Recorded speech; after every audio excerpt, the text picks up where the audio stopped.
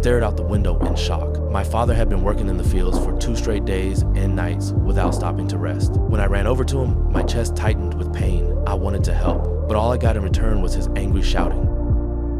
My kids, go to school. Now go on before you're late. I saw the cracks in his hands, the cuts that were still bleeding. I didn't walk away. I just stood there, refusing to give up. Eventually, he gave in and let me stay to help. Make me a promise. Sir? Don't end up like me. But life had other plans for me. I didn't get into college. I was destined to become a poor sharecropper. My father refused to accept that. He told me to join the Navy. Before I left, he gave me his last piece of advice. Get in there and fight, Carl. Don't take promises. Bust the old rules if you have to. And when it gets hard, and it will, don't quit on me. Ever.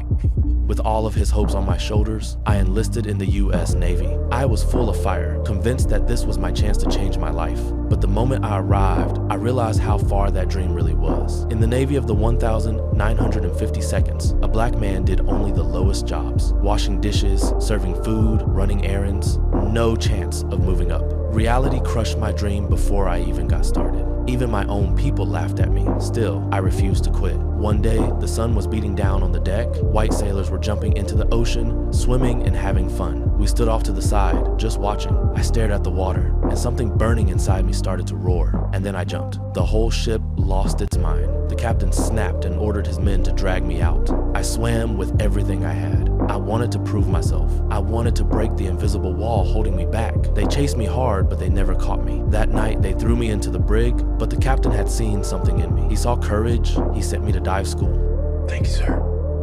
I'll pack up and report to the deck department. You're just there to swim, nothing else. Stay with the stewards.